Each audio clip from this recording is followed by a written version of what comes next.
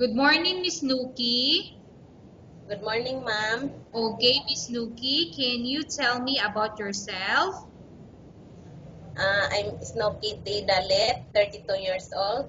I'm married and I have three children, two girls and one boy. Okay, I have few questions for you to answer. So let's start. Why do you want to work as a maid? For the future of my children, ma'am, Okay, why you choose Malaysia when there is a lot of other country?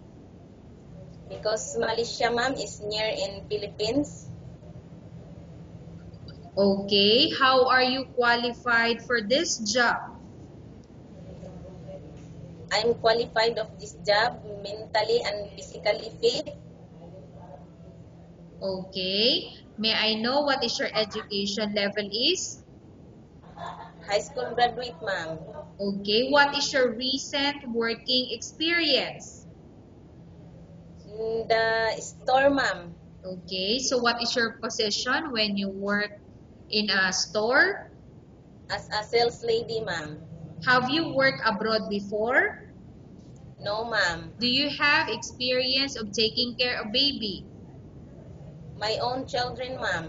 Okay, what about elder or older people? Do you have the experience? No, ma'am, but I'm willing, ma'am. Okay, you are willing to take care. Yes, ma'am, I'm willing, ma'am. What about special skills? Do you have any other special skills? Household, ma'am, like cooking, cleaning, washing, gardening. Okay, are you willing to learn new skills? Yes, ma'am, I'm willing, ma'am. Are you willing to work with a family where the mother-in-law or any relatives stay together? Yes, ma'am. Currently, are you still working now? No, ma'am, only plain housewife, ma'am. Okay, do you know how to cook? Yes, ma'am. What sort of food can you cook? Filipino food, ma'am. Can you tell me what are those Filipino food that you can cook? Adobong manok, pansit, tinolang manok, like that, ma'am. Okay, are you aware that you will have to do washing, cleaning, ironing, and cooking? Yes, ma'am. From all the house chores like cooking, cleaning, ironing, and washing, which do you like most? All the household, ma'am. Okay, if ever you were selected to work in Malaysia, who will take care of your kids? My husband, ma'am, my relatives, ma'am. Okay, you are not allowed to use handphone or cell phone during working hours. Yes, ma'am. You are only allowed to use handphone or cell phone after you finish all the works and when going to bed. Yes, ma'am. You are strictly needed to surrender the handphone to your employer in the morning, and your employer will return back to you once you're going to bed. Yes, ma'am. If ever your employer finds out that you're If ever your employer finds out that you're abusing your handphone and it's affected your work performance, your employer will confiscate your handphone and you're not allowed to hold it anymore. Instead, your employer will allow you to call to your family 3 times in a month. You're only allowed to bring normal phone and you're not allowed to bring smartphone. Are you agreed for the terms and condition? Yes, ma'am. I agree, ma'am. Are you agreed to the rules and regulation for the handphone? Yes, ma'am. How many years is the contract as you agreed and understand? 2 years, ma'am. Can you describe for me your ethics or your attitude? I'm hardworking, ma'am, and honest. Okay. How can you assure to us that you will work hard in Malaysia? I can assure, ma'am, that I can finish my contract for the sake of my children. Can you promise not to use the telephone without the permission of your employer? Yes, ma'am. I promise, ma'am. Can you promise not to put on makeup but to dress properly while work? Yes, ma'am. Can you promise not to invite friends and relatives without the consent of your employer? Yes, ma'am. I promise, ma'am. Can you promise not to ask for advance salary from your employer under any circumstances? Yes, ma'am. Do you really understand of the rules and regulation of the agency? Yes, ma'am. Do you pay any placement fee for you to come to Malaysia to work as a maid? No, ma'am. Do you have any history of sickness, example breast cancer or any other illness? No, ma'am. Do you suffer from any skin diseases, allergy or physical defect? No, ma'am. Have you suffered from any serious illness? No, ma'am. Do you smoke? No, ma'am.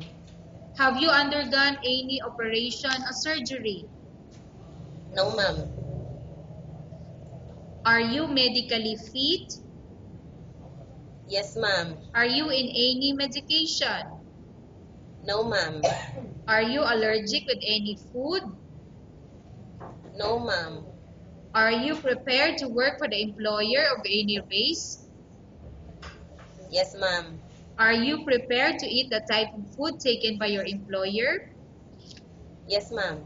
Are you afraid of being left alone in the house? No, ma'am. Are you afraid of dogs or other pets? No, ma'am. Can you promise to work according to instruction from your employer? Yes, ma'am. I promise, ma'am. Do you have any immediate family working in Malaysia? No, ma'am. Okay, Miss Nuki, we have finished our question section. Let's go to case Yes, study. ma'am. I have a case study for you and I want you to answer me truthfully. Upon Yes, ma'am. arrival in Malaysia within 6 months, if ever any of your family members pass away, what will you do? Will you continue to work till finish your contract or you will go back? I will continue my work, ma'am. I will finish my contract. I just send money for them, ma'am, for help. Okay, tell us about yourself and why do you want to work in Malaysia as domestic helper? I'm Snoki Dalet. I'm 32 years old. I'm married. I have three children, two girls and one boy. Ma'am, if you choose me as your house helper, I promise to do the responsibilities and to obey your rules and regulation in your house. Okay, Miss Nuki, what do you want to tell to your employer who watching your video? Good, ma'am, if you choose me as your house helper, I'm 100% sure that I can do all the household works, and I promise that I can I the to obey your rules and regulation in your house and to do my responsibilities. Okay, thank you very much, Miss Nuki. We will update your Okay, ma'am. agency if there's any selection made to the employer. Okay, ma'am. Thank you, ma'am.